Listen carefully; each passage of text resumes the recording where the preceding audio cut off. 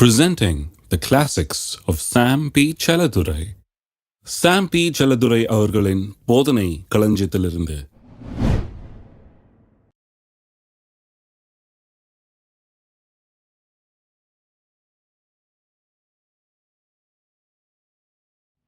வெற்றியுள்ள ஜெபத்தை, அதாவது ஜெபித்தால் நிச்சயமாய் பதில் கிடைக்கும் என்கிற விதத்திலே 100% பதிலை பெறக்கூடிய ஜெபங்களை எப்படி செய்வது?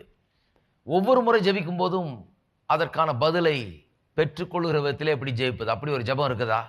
அந்த விதத்தில் ஜெபிக்கிறதுக்கு சில வழிமுறைகளை சொல்லி வருகிறேன். இந்த வழிமுறைகளை நான் சொல்லுகிறேன். 9வது வழிமுறை இன்றைக்கு சொல்ல போகிறேன். 8 வழிமுறைகளை ஏற்கனவே சொல்லியிருக்கிறேன். இன்றைக்கு 9வது. நீங்கள் எதை விரும்பி கேட்டீர்களோ ஜெபத்திலே, அதை நீங்கள் பெற்றுக்கொள்ளும்படியாக, அதை நீங்கள் அடையும்படியாக தேவன் உங்களுக்கு ஒரு செயல் திட்டத்தை கொடுக்கும்படியாக எதிர்பார்க்க வேண்டும். ஒன்றை பெற்றுக்கொள்ள விரும்புகிறீர்கள், அதுக்காக தான் ஜெபிக்கிறீர்கள். ஏதோ ஒன்று நடக்க வேண்டும் என்று விரும்புகிறீர்கள். அது நிறைவேறும்படியாக, அது நடக்கும்படியாக, அது கிடைக்கும்படியாக, அதை நீங்கள் அடையும்படியாக தேவன் உங்களுக்கு ஒரு செயல் திட்டத்தை, ஒரு பிளான் ஆஃப் ஆக்ஷன், ஒரு செயல் திட்டத்தை கொடுக்கும்படியாக நீங்கள் இப்பொழுது எதிர்பார்க்க வேண்டும். இதுதான் 9.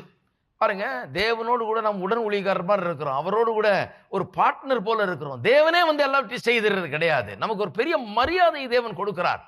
இதைத்தான் அநேகருக்கு இன்றைக்கு விளங்க மாட்டேங்கிறது. பாருங்க, தேவன் நம்மை பெரிதுமாய் மதிக்கிறார். அவர் சொல்றாரு, நீ என்னோடு கூட வேலை செய், நீ என்னுடைய தரிசனங்களை உன்னுடைய தரிசனமாக்கிக்கொள், என்னுடைய விருப்பத்தை உனக்குள்ள வை, அதை நிறைவேற்றும்படியாய் நீ விரும்பு, அதை ஜெபமாக ஆக்கிக்கொள், அதையே வேண்டிக்கொள், நீ நானும் சேர்ந்து செய்யலாம் என்று சொல்றாரு. நாம் என்ன சொல்றோம்? கர்த்தாவே, உமக்கு என்னென்ன விருப்பமோ அதெல்லாம் நீர் நிறைவேற்றும் என்று சொல்றேன். கர்த்தார் சொல்றாரு, இல்ல, நீ என்னோடு கூட செயல்பட வேண்டும். நான் உன்னுடைய வாழ்க்கையின் மூலமாக என்னுடைய சித்தங்களை நிறைவேற்ற வேண்டும் என்றால், நான் முதல்ல என்ன பண்றேன்? வார்த்தையில எல்லாத்தையும் வச்சிருக்கிறேன் என்னுடைய சித்தத்தை. நீ அதை வாசித்து அதை தெரிந்து கொள்ள வேண்டும். நீ அதை விரும்ப வேண்டும், உன்னுடைய விருப்பமாக்கி கொள்ள வேண்டும், அதை உள்ளத்துல வைக்க வேண்டும்.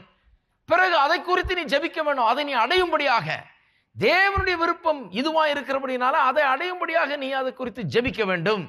ஜெபித்து விட்டு அதை அடையத்தக்கதாக ஒரு செயல் திட்டத்தை நான் வைச்சிருக்கிறேன். எந்த வழியில போனா அதை அடையலாம்னு எனக்கு தெரியும். எந்த யுக்தியை உபயோகப்படுத்தினால் அதை அடையலாம் என்று எனக்கு தெரியும். எந்த விதமான காரியங்களை நான் செய்ய வேண்டும் என்று எனக்கு தெரியும். ஆகவே அதற்கு வழிகாட்டும்படியாக, நீ விரும்புகிற காரியத்தை, நீ ஜெபித்துக் கொண்டிருக்கிற காரியத்தை நீ அடையும்படியாக நான் உனக்கு வழிகாட்டும்படியாக ஒரு பிளான் ஆஃப் ஆக்ஷனை கொடுக்கும்படியாக நீ எதிர்பார்க்க வேண்டும். அந்த பிளான் ஆஃப் ஆக்ஷன், அந்த செயல் திட்டத்தை நான் கொடுக்கும் போது, அதன்படி நீ செய்யும் போது உன்னுடைய விண்ணப்பங்கள், உன்னுடைய கனவுகள் நனவாகிறது என்று சொல்லுகிறார். பாருங்க, தேவன் நம்மோடு கூட திட்டமிட்டு வேலை செய்கிறார். அதான் முதல் காரியம். God works with us by giving us a plan of action, so that our plans and his desires come to pass in our lives. அவருடைய திட்டங்கள் தான் நம்முடைய விருப்பங்கள். அதைத்தான் ஜெபித்து இருக்கிறோம்.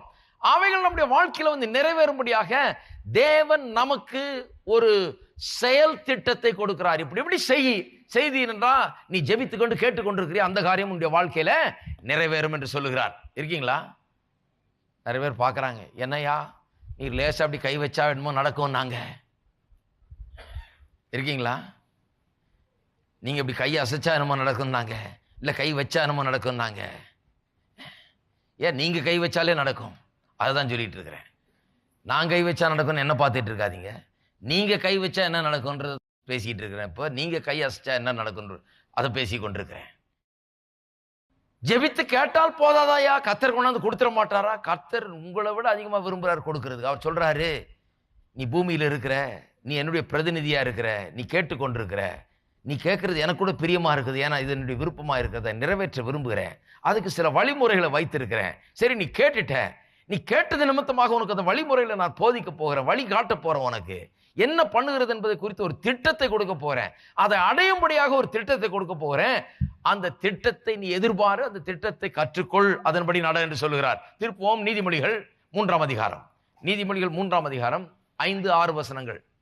உன் சுய புத்தியின் மேல் சாயாமல் உன் முழு இருதயத்தோடும் கர்த்தரில் நம்பிக்கையாயிருந்து உன் வழிகளெல்லாம் அவரை நினைத்துக்கொள், அப்பொழுது அவர் உன் பாதைகளை செவ்வைப்படுத்துவார். தமிழ்ல அவ்வளவு ரொம்ப நான் விரும்புகிறபடி வரல அது.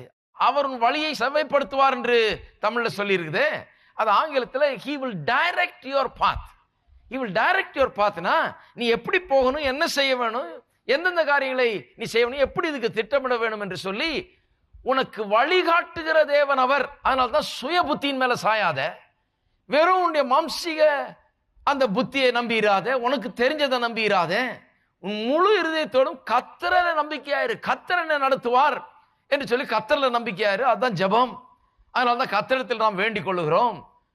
உன் வழிகளெல்லாம் அவரை நினைத்துக்கொள், அவரை உன்னுடைய மனதில் வை. அப்பொழுது அவர் உன் பாதைகளை செவ்வைப்படுத்துவார், அதாவது டைரக்ட் பண்ணுவார் என்ற விதத்திலே சொல்லப்பட்டிருக்கிறது. எத்தனை பேர் விசுவாசிக்கிறீங்க கர்த்தர் உங்களை டைரக்ட் பண்ணுவார்னு? ஒரு டைரக்டர்னா என்ன? இது இப்படி செய் என்று சொல்லி வழிமுறைகளை சொல்லி தருகிற ஒருவர், அவர் தான் டைரக்டர். இப்போ படம் எடுத்துக்கிட்டு இருக்காங்க பாருங்க, இதுக்கு ஒரு டைரக்டர் இருக்கிறாரு, அருங்க உட்காந்துட்டு இருக்காரு. அவர் சொல்றாரு, இந்த ஷாட் எடுங்க, இது எப்படி செய்யுங்க, இது எப்படி அரேஞ்ச் பண்ணுங்க, இது இப்படி இருக்கணும், அது அப்படி இருக்கணும். இங்க இருக்கிற எல்லாருக்கும் இன்ஸ்ட்ரக்ஷன் கொடுத்து இது எப்படி வர வேணும் என்று சொல்லி அதை டைரக்ட் பண்ணி கொண்டிருக்கிறார். அவருடைய வார்த்தையின்படி எல்லாம் செயல்பட்டு கொண்டிருக்கிறார்கள், செய்து கொண்டிருக்கிறார்கள். அப்ப நமக்கு ஒரு பெரிய டைரக்டர் இருக்கிறார். நம்முடைய லட்சியங்களை அடையும்படியாக, நோக்கங்களை அடையும்படியாக, நம்முடைய கனவுகளை நனவாக்கும்படியாக நம்மை டைரக்ட் பண்ணி கொண்டிருக்கிற ஒருவர் இருக்கிறார். அவர் சொல்றார், நீ இதை எப்படி செய், அப்படி செய், இந்த வழியில போ, இப்படி பண்ணு, இதை பேசு, இதை செய், இப்படி திட்டமிடு அப்படின்னு சொல்லி அவர் டைரக்ட் பண்ணி கொண்டிருக்கிறார். டைரக்ட் பண்ணும்போது நிச்சயமாக நம்முடைய வாழ்க்கையில வெற்றி மட்டுமே உண்டு. ஆகவே சுய புத்தியை சார்ந்திருக்க கூடாது, வெறும் நம்முடைய படிப்பையும் நம்முடைய அறிவையும் சார்ந்திருக்க கூடாது. அது நல்லதுதான், ஆனால் வெறும் அதை சார்ந்திருக்க கூடாது. ஏனால் நமக்கு இயற்கைக்கு அப்பாற்பட்ட விதத்திலே ஒரு உதவி இருக்கிறது. நம்முடைய தேவன் நமக்கு உதவும்படியாக, வழிகாட்டும்படியாக இருக்கிறார். ஆகவே ஜெபித்து நான் கர்த்தரிடத்தில் வேண்டிக் கொள்றேன் சில காரியத்தை. பாருங்க, இன்னைக்கு இவ்வளவு ஊழியம் செய்து கொண்டிருக்கிறேன். ஒரு காலத்துல ஒண்ணுமே இல்லை, ஊழியம் செய்யாம அப்பதான் படிச்சு முடிச்சுட்டு சும்மா இருந்தேன். அப்ப நான் கர்த்தரிடத்தில் வேண்டிக் கொண்டது உண்டு. கர்த்தர் இப்படிப்பட்ட தரிசனத்தை எனக்குள்ள வைத்தார், நான் கர்த்தரிடத்தில் வேண்டிக் கொண்டது உண்டு. எத்தனையோ முறை நான் நடுராத்திரில ஜெபம் பண்ணியிருக்கிறேன், கர்த்தாவே நான் இப்படியெல்லாம் ஊழியம் செய்ய விரும்புகிறேன், எனக்குள்ள இந்த விருப்பம் இருக்கிறது, நான் இதை செய்ய விரும்புகிறேன், இப்படியெல்லாம் செய்ய வேண்டும் என்று நான் விரும்புகிறேன் என்று சொல்லி அதை எண்ணி பார்த்து நான் ஜெபித்தது உண்டு. என்னுடைய கனவாய் அதை உள்ளத்தில் வைத்தது உண்டு. அப்ப கனவுல தான் இருந்தது. இப்ப நான் என்ன பார்த்துட்டு இருக்கிறேனோ அப்ப கனவுல பார்த்துருக்கிறாரு, அப்படியே இப்ப நினைச்சு பார்த்துருக்கிறேன். அதை போய் யார்கிட்டயே சொன்ன என்ன சொல்றாங்க, மெட்ராஸ்லயா? அது மெட்ராஸ்ல எல்லாம் நடக்காதுப்பா, நீ சொல்றதெல்லாம் அது எங்கேயாவது அமெரிக்காவில் நடக்கும், வேற ஏதாவது ஊர்ல நடக்கும், அது மெட்ராஸ்ல நடக்காது அப்படின்னு தான் சொன்னாங்க. ஆனா எனக்குள்ள அந்த கனவு பாருங்க, என்னுடைய ஜெபமும் அதுதான், என்னுடைய கனவு அதுதான். கனவு காண வேண்டியது ஜெபம் பண்ண வேண்டியது, கனவு காண வேண்டியது ஜெபம் பண்ண வேண்டியது. ஆனால் கண்ணுல பார்க்கறதெல்லாம் வேற மாதிரி இருக்கிறது. கண்ணுல பார்க்கறதெல்லாம் டோட்டலா அகேன்ஸ்டா இருக்கும், டோட்டலா வித்தியாசமானதா இருக்கும். ஆனா என்னுடைய உள்ளத்துல ஒரு கனவு, ஒரு விண்ணப்பம் ஏறெடுக்கப்படுகிறது, ஒரு கனவு உள்ளத்தில் இருந்து கொண்டிருக்கிறது. அந்த நேரத்தில் கர்த்தர் எனக்கு சில வழிமுறைகளை கற்றுக் கொடுத்தார். போக போக போக படிப்படியா, இங்க போ, இதை செய், இப்படி பண்ணு, இதை பண்ணு, அடுத்தது இதை பண்ணு, இதுக்கு அடுத்தது இதை பண்ணுன்னு சொல்லி ஒரு ஸ்டெப்பா அவர் டைரக்ட் பண்ண ஆரம்பித்தார். இன்னைக்கு யோசித்து பார்த்தா ரொம்ப ஆச்சரியமா இருக்கு பாருங்க. பின்னால பார்த்தா இப்படி இங்க நிக்கிறேன், இன்னைக்கு நாளைக்கு எங்க போக போகிறேங்கிறத யோசித்து பார்த்தால், நாளைக்கு எங்க போறோன்றது எனக்கு நல்லா தெரியும். நான் நினைக்கிறேன் 90% தெரியும் எனக்கு எங்க போக போறேன்றது. இன்னும் சில காரியங்களை அறிந்து கொள்ள வேண்டியது இருக்கு நான். ஆனால் முற்றிலுமா எனக்கு தெரியாது. போக போக போக போக நான் அதை கண்டுகொள்கிறேன், போக போக அதை பார்க்கிறேன், போக போக தான் அது எனக்கு வெளிப்படுத்தப்படுகிறது. வழிமுறைகள் எல்லாம் போக போக தான் வருது. ஆக நான் காலடி எடுத்து வச்சு செய்ய ஆரம்பித்த பிறகு நான் பார்த்தது என்னவென்றால், கர்த்தர் அதை டைரக்ட் பண்ணுகிறார். டைரக்ட் பண்ணி கரெக்டா எந்த வழியில போய் எதை செய்தால், எப்படி செய்தால் அது நிறைவேறும் என்கிறதை குறித்த ஒரு ஞானத்தையும் அது குறித்த கிருபையும் ஆற்றலையும் கர்த்தர் தருகிறார். எத்தனை பேர் விசுவாசிக்கிறீங்க அந்த கர்த்தர் உங்களுக்கு தருவார்னு சொல்லி? உங்களுடைய வியாபாரத்திலே, உங்களுடைய தொழிலில், எஸ், உங்களுடைய குடும்பத்திலே, உங்களுடைய வியாபாரத்திலே, உங்களுடைய தொழிலிலே, உங்களுடைய வாழ்க்கையிலே, உங்களுடைய எல்லா ரீதியிலேயும் கர்த்தர் அதை செய்வார். இன்னொரு வசனத்துக்கு திருப்போம். 1 கொரிந்தியர் 10ஆம் அதிகாரம், 1 கொரிந்தியர் 10:13. மனுஷருக்கு நேரிடுகிற சோதனை அல்லாமல் வேறே சோதனை உங்களுக்கு நேரிடவில்லை. அநேகர் சொல்றாங்க எனக்கு வந்த மாதிரி யாருக்கும் வந்திருக்காதுன்னு. அது பொய். எல்லாருக்கும் வர்றதுதான் உங்களுக்கும் வந்திருக்குது. இருக்கீங்களா?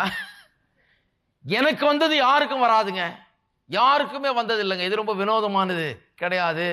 எல்லாருக்கும் வர்ற கஷ்டங்கள், எல்லாருக்கும் வர்ற காரியங்கள் தான் எல்லாருக்கும் வருது. உங்களுக்கு ஒன்றும் புதுசாக ஒன்றும் வந்துடல. இந்த உலகம் விழுந்து போன ஒரு உலகம், பாவ உலகம். இந்த உலகத்தில் பல கஷ்டங்கள், பல துன்பங்கள் எல்லாம் இருக்குது. எல்லாம் இங்கே தாண்டவம் ஆடி கொண்டிருக்கிறது. அப்பேற்பட்ட ஒரு உலகத்தில் நாம் வாழ்ந்து கொண்டிருக்கிறோம். ஏதோ ஒரு கஷ்டம் வந்து நம்முடைய பாதையில் வந்து நம்முடைய வாழ்க்கையில் குறுக்கிட்டுதுன்னு சொன்னால், இது ஏதோ கர்த்தர் நமக்குன்னு ஸ்பெஷலாக பரலோகத்திலேருந்து அனுப்புனது இல்லை. சிலர் நினைக்கிறாங்க எனக்குன்னு கர்த்தர் அங்கேருந்து டெய்லர் மேடாக அனுப்புகிறாருன்னு. எனக்கு ஃபிட்டிங்காக ஒரு ப்ராப்ளம் அனுப்புனாருங்க கர்த்தர்னு. கர்த்தர்கிட்ட அங்கே ப்ராப்ளமே கிடையாது அனுப்புறதுக்கு, இருந்தால் தானே அனுப்புறதுக்கு.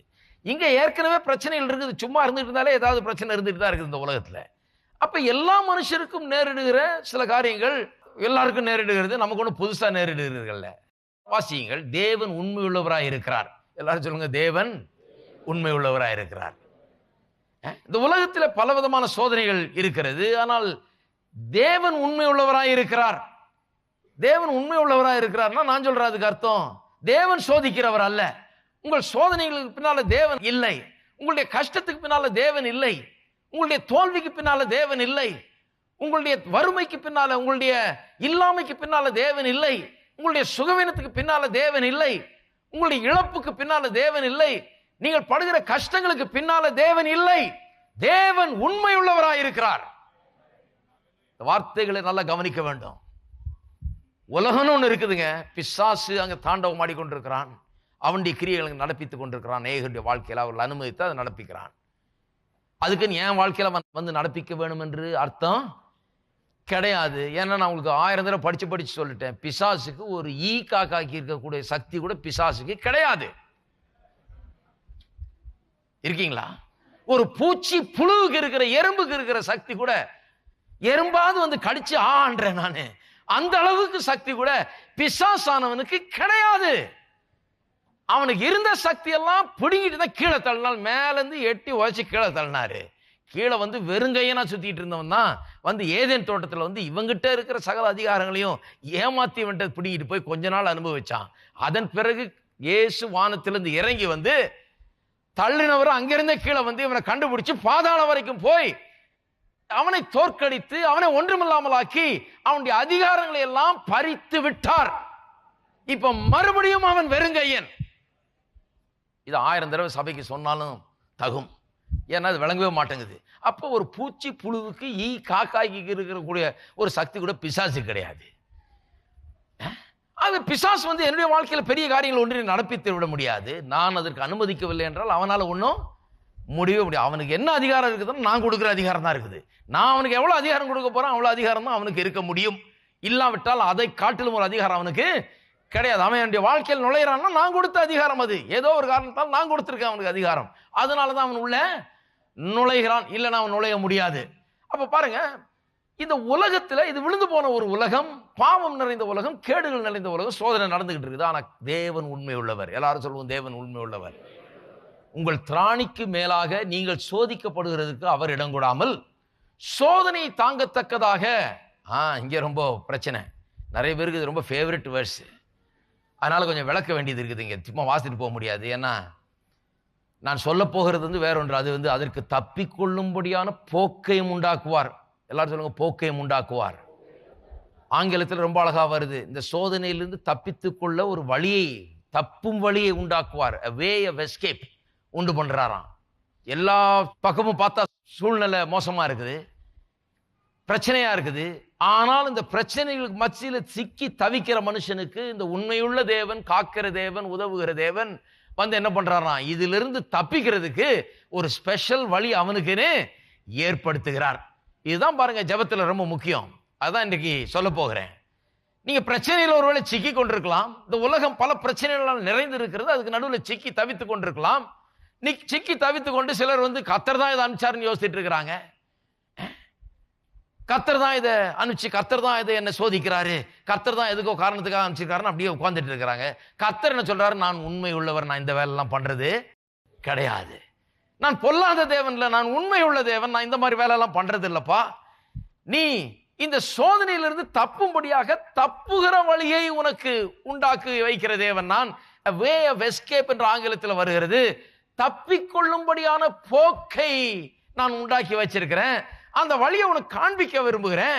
நீ வந்து உட்கார்ந்துக்கிட்டு தத்துவம் பேசிட்டு இல்லாம, கர்த்தர் எனக்கு இந்த சோதனை எதுக்கு அனுப்பிச்சாருன்னு தெரியல பிரதர், நான் இதுல கிடந்து நான் இப்படியே நான் ஜெபம் பண்ணிட்டு இருக்கிறேன் பிரதர், எப்படியோ கர்த்தர் நடத்திட்டோம் பிரதர், இது எவ்வளவு நாள் இருக்க போதோ அது இருக்கட்டும் பிரதர், பரவாயில்ல பிரதர், அது இருக்கதான் செய்யும். அது கர்த்தர் சொல்றாரு, அட மனுஷனே, உனக்குன்னு ஒரு தப்பிக்கிற வழியை நான் உண்டு பண்ணி வச்சிருக்கேன். நான் உண்மை உள்ள தேவன். சோதனையில் இருக்கும்போது ஒரு காரியத்தை ஞாபகம் வைத்துக் கொள்ளுங்கள், தேவன் உண்மை உள்ளவர். எப்படி உண்மை உள்ளவர்? எனக்கு அவர் அந்த சோதனையை கொடுக்கவில்லை, என் பட்சத்தில் அவர் இருக்கிறார். இந்த சோதனையில சிக்கி நான் மாள வேண்டும் என்பது அவருடைய விருப்பம் அல்ல, என்னை விடுவிக்க வேண்டும் என்பதுதான் அவருடைய விருப்பம். சோதனைகள் ஏராளம் இந்த பூமியில இருக்குது, நான் கொஞ்சம் கவனிக்காம இருந்தா அதில் போய் சிக்கிக் கொள்கிறேன். ஆனால் என்னுடைய தேவன் உண்மை உள்ளவராய் இருக்கிறார். என் கூடயே வந்து எனக்கு தப்பும்படியாக ஒரு வழியை எனக்கு ஆயத்தம் பண்ணுகிறார். நான் அந்த சோதனையின் மத்தியில் இருந்து கொண்டு நான் ஜெபிக்கிறேன். ஜெபிக்கும் போது கர்த்தர் என்ன பண்றாரு? ஒரு வழியை ஒன்று ஏற்படுத்தி அந்த வழியை எனக்கு வெளிப்படுத்தி காண்பிக்கிறார். தேவன் உண்மை உள்ளவராய் இருக்கிறார். உங்கள் திராணிக்கு மேலாக நீங்கள் சோதிக்கப்படுகிறதற்கு அவர் இடம் கொடாமல் சோதனை தாங்கத்தக்கதாக, அநேகர் இதை எடுத்துக்கிட்டு கர்த்தர் பாருங்க சோதனையை தாங்கத்தக்கதாக உங்களுக்கு பலனை தருகிறார் அப்படின்னு சொல்றாங்க. ஸோ நிறைய இந்த உலகத்தில் இருக்க கிறிஸ்தவர்கள் சோதனையை தாங்குகிற கிறிஸ்தவர்கள் தான். தாங்கிறதுல பெரிய எக்ஸ்பர்ட்ஸ் பாருங்க. அவங்க நினைக்கிறாங்க சோதனையை தாங்கிட்டா இவர்கள் பெரிய ஆவிக்குரியவர்கள். சோதனையை தாங்கி கொள்ளுகிற கிறிஸ்தவர்கள் அவர்கள் நினைக்கிறாங்க சோதனையை கர்த்தர் தாங்கும்படியாக எனக்கு பலனை தர்றாருன்னு. பாருங்க, கிறிஸ்தவம் என்கிறது தாங்கக்கூடிய பலன் இல்லை, மேற்கொள்ளக்கூடிய பலன். பெரிய வித்தியாசம் இருக்குது. பல்ல கடிச்சிட்டு அப்படியே உட்கார்ந்துட்டு இருக்கிறது இல்ல. இந்த சோதனையை ஜெயிக்கக்கூடிய ஒரு வல்லமை நமக்கு அப்பாற்பட்ட விதத்திலிருந்து நமக்கு உண்டாகிறது. நம்முடைய தேவன் நமக்கு ஒத்தாசையும் அனுகூலம் பண்ணுகிறார். அதுதான் கிறிஸ்தவம். இது வித்தியாசமான ஒரு மார்க்கம். பல்ல கடிச்சிட்டு நான் உட்கார்ந்துட்டு இருக்கிறதுக்கு அவர் வழிகாட்டுறது இல்லை, அதுக்கு ஒரு பெரிய வழிகாட்ட வேண்டியது இல்லை. எத்தனையோ பேர் அதில் ஏற்கனவே எக்ஸ்பர்ட்டா இருக்கிறாங்க. இதுக்கு ஒரு பெரிய மதம் தேவையில்லை, இதுக்கு ஒரு மார்க்கம் தேவையில்லை, இதுக்கு ஒரு பெரிய போதனை தேவையில்லை. எத்தனை பேர் பசி பட்டினியில் கொடுமையில் வியாதியில் அதுலேயும் இதுலேயும் உட்காந்துட்டு பல்ல கடிச்சிக்கிட்டு அப்படியே உட்காந்துட்டு இருக்கிறாங்க. வாழ்நாள் முழுக்க கூட அப்படியே உட்காந்துட்டு இருக்க ரெடி. எவ்வளவு நாள் உட்காந்துட்டு இருக்கிறாங்களோ அவ்வளவுக்கு அவ்வளவு அவர்கள் எக்ஸ்பர்ட்ஸ் ஆயிடுறாங்க. ரொம்ப சுலபமாயிடுது, பல்ல கடிச்சிட்டு உட்காந்துட்டு இருக்கிறாங்க. ஆனால் இதை ஜெயிக்கிறதுக்கு தான் ஒரு பெரிய ஆவிக்குரிய மனுஷன் தேவை, ஜெயிக்கிறதுக்கு தான் அறிவு தேவை, ஜெயிக்கிறதுக்கு தான் ஞானம் தேவை, ஜெயிக்கிறதுக்கு தான் தேவனுடைய கிருபை தேவை. அதுதான் கிறிஸ்தவ மார்க்கம். ஜெயிக்கும்படியா பண்ணுகிறார், தப்பிக்கொள்ளும்படியான போக்கை அவர் ஏற்படுத்தி வைத்திருக்கிறாராம். அப்ப நான் சொல்லுகிறேன், உங்களுடைய எல்லா பிரச்சனைகளிலிருந்து நீங்க வெளிவரும்படியாக ஒரு பிளான் ஆஃப் ஆக்ஷனை கர்த்தர் வைத்திருக்கிறார். இந்த போக்கு, தப்பிக்கொள்ளும்படியான போக்கு என்று சொல்வது தான் பிளான் ஆஃப் ஆக்ஷன். ஒரு செயல் திட்டம். எல்லாரும் சொல்லுங்க, செயல் திட்டம். நான் சொல்லுகிறேன், அநேகர் இன்றைக்கு இந்த உலகத்தில் இன்னும் ஒரு பெரிய கொடுமை என்னன்னா கடன். எல்லாரும் கடனை வாங்கி வாங்கி வாங்கி அந்த கடன் பெருகி பெருகி பெருகி, நான் இங்கே 1000 மடங்கு பெருகிறத பற்றி பேசிட்டு இருக்கிறேன். ஆனால் இந்த உலகம் கடன் எத்தனையோ மடங்கு பெருகி அநேகர் மூழ்கி கொண்டிருக்கிறார்கள். பெரிய கடன் என்னும் கடலிலே மூழ்கி கொண்டிருக்கிறார்கள். ஆனால் நான் சொல்லுகிறேன், கர்த்தரை நம்புகிற உங்களுக்கு வெறும் ஜெபம் பண்றீங்க நீங்க, ஆண்டவரே இந்த கடன்லேருந்து என்ன தப்பின்றீங்க. கர்த்தர் சொல்றாரு, உனக்கு தப்பிக்க உனக்கு வழி வச்சிருக்கிறேன், ஒரு பெரிய செயல் திட்டத்தை வச்சிருக்கிறேன். நீ எப்படி ஸ்டெப் பை ஸ்டெப்பா பிளான் போட்டு இதுலேருந்து உன்னை வெளியே கொண்டு வரதுக்கு உனக்கு அறிவையும் புத்தியும் ஞானத்தையும் நான் புகட்ட ஆயத்தமாக இருக்கிறேன். கவனி. ஜெபம் பண்ணிட்டு கண்ணை மூட்டு ஏதோ வானத்திலேருந்து தொப்புன்னு உள்ளுன்னு பார்த்துட்டு இருக்காத.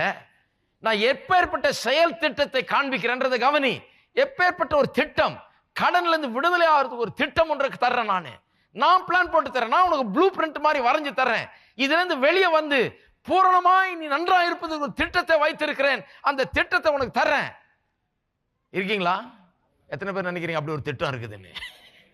பாருங்க, நிறைய பேர் சொல்ற ஜெபம் பண்ணையா, இன்னும் ஒன்னு ஆலையா, அடுத்த வருஷம் பாருங்க இன்னும் ஒன்னும் இல்லை பிரதர், நான் டபுள் ஆயிடுச்சு பிரதர் இப்போ அப்படிம்பாங்க. போன வருஷத்துல இந்த கடன்லாம் டபுள் ஆகும் பாருங்க, அந்த மாதிரி கடன் இது 10 ரூபா வட்டி, 5 ரூபா வட்டின்னு ஏகப்பட்ட வட்டி. அப்புறம் குட்டி போட்டு அந்த குட்டி அப்புறம் புட்டிக்கு நடத்தி இப்படியே போயிட்டே இருக்குது. டபுளா ஆயிட்டு போகுது வருஷம் வருஷம். அவங்க என்ன சொல்லலாம், நான் ஜெபம் பண்ணையா, நான் உபவாசம் பண்ணிட்டு இருக்கிறேன்யா, அவர்கிட்ட எழுதி போட்டேன்யா, இங்க எழுதி போட்டேன்யா, அவங்க ஜெபம் பண்றாங்கயா, எல்லாரும் சேர்ந்து ஜெபம் பண்ணலான் இருக்கிறேன்யா, எல்லாரும் சேர்ந்து பரலோகத்தை அட்டாக் பண்ணலான் இருக்கிறேன்யா. கர்த்தர் உங்க மைண்டை அட்டாக் பண்ணலான் இருக்கிறாரு. எங்கேயோ எண்ணிக்கொண்டு என்னத்தையோ சிந்தித்துக் கொண்டிருக்கிற மனதை தாக்கி அதற்கு இருக்கிற எல்லா தடைகளையும் தகத்தெறிஞ்சு மைண்ட்ல கொஞ்சம் புத்தியை பேசலான்னு கர்த்தர் காத்து கொண்டிருக்கிறார். உங்களோடு சில ஆலோசனைகளை சொல்லும்படியாக கர்த்தர் காத்துக் கொண்டிருக்கிறார். நீங்கள் தப்பித்துக் கொள்ளும்படியான வழியை உங்களுக்கு போதிக்கும்படியாக கர்த்தர் காத்துக் கொண்டிருக்கிறார். உங்களுடைய ஜெபம் எப்பொழுதோ கேட்கப்பட்டு விட்டது. நீங்கள் ஜெபித்த நாளே உங்களுடைய ஜெபம் கேட்கப்பட்டு விட்டது. அதற்கான பதிலை, தப்பிக்கொள்ளும்படியான வழியை தேவன் திட்டமிட்டு ஒரு ப்ளூ பிரிண்ட் வரைஞ்சு அவர் உங்களோட பேசும்படியாக ஆவலாய் காத்துக் கொண்டிருக்கிறார். ஆனா நீங்க ரொம்ப பிஸியா உபவாசம் இருக்கிறீங்களே, நீங்க பிஸியா பரலோகத்தை அட்டாக் பண்றதுலயே இருக்கிறீங்களே. உபவாசம் இருக்கும்போது கொஞ்சம் கவனிச்சா பரவாயில்ல. கர்த்தர் சொல்றது, கர்த்தர் பேசுறதை கவனிக்கிற உபவாசம் நல்ல உபவாசம், அதுக்குதான் உபவாசம் இருக்கணும். ஆனா இது கர்த்தரை தூங்க விடாத உபவாசம். கர்த்தரை நான் தூங்க விட மாட்டேன்யா, அவரை நிம்மதியா இருக்க விட மாட்டேன். பரலோகத்தை நான் அசைக்க போகிறேன். பரலோகத்தை நீங்க அசைக்க முடியாதுங்க. அப்ப கர்த்தர் சொல்றாரு, சரி நீ அசைச்சிட்டு நான் என்ன பண்றது? நான் அங்க பேசலான்னு பார்த்தா கவனிக்கிறதுக்கு ஆள் இல்லை, கேட்கறதுக்கு ஆள் இல்லை, கூச்சல் போடுறதுக்கு தான் ஆள் இருக்குது, கத்துறதுக்கு தான் ஆள் இருக்குது, நம்ம வார்த்தையை கேட்கறதுக்கு ஆள் இல்லை. நான் சொல்லுகிறேன், உங்களுடைய சகல பிரச்சனைகளிலிருந்து உங்களை விடுபடிக்கும்படியாக, தப்பிக்கொள்ளும்படியாக ஒரு போக்கை தேவன் வைத்திருக்கிறார். ஒரு அற்புதமான செயல் திட்டத்தை வைத்திருக்கிறார். அதை நான் பார்த்திருக்கிறேன் என்னுடைய வாழ்க்கையில.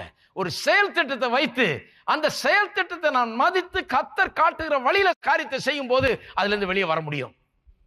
அப்பதான் வெற்றி உண்டாகிறது. நீங்கள் நினைக்கிற காரியங்கள் நிறைவேற ஆரம்பிக்கிறது. அதுதான் ஜெபத்துக்கு பதில். எது பதில்? செயல் திட்டம் கொடுத்தாரு. எப்படி தப்புறது என்று செயல் திட்டம் கொடுக்கிறார், எப்படி வெளியே வர்றது என்று ப்ரோக்ராம் கொடுக்கிறாரு, வழியை உண்டு பண்ணி தர்றார். அதுதான் பதில். இதுக்கு தானே விரும்பி கொண்டிருக்கிறீர்கள், இதுதானே கேட்டுக்கொண்டிருக்கிறீர்கள். ஆகவே அருமையானவர்களே, கர்த்தர் தங்க தாம்பாளத்தில் வச்சு அப்படியே கொடுத்துறது இல்லை. கர்த்தர் சொல்றார், செந்தி நான் ஒரு செயல் திட்டத்தை வைத்திருக்கிறேன், தப்பிக்கொள்ள முடியாத ஒரு போக்கை நான் வைத்திருக்கிறேன் சொல்லுகிறார். சரி, முதல் காரியம் என்ன? தேவன் நமக்கு ஒரு செயல் திட்டத்தை கொடுப்பதன் மூலமாக நம்முடைய கனவுகளை நனவாக்குகிறார். நம்முடைய ஜெபத்தின் விண்ணப்பங்களை அவர் நம்முடைய வாழ்க்கையில் நிறைவேற்றுகிறார்.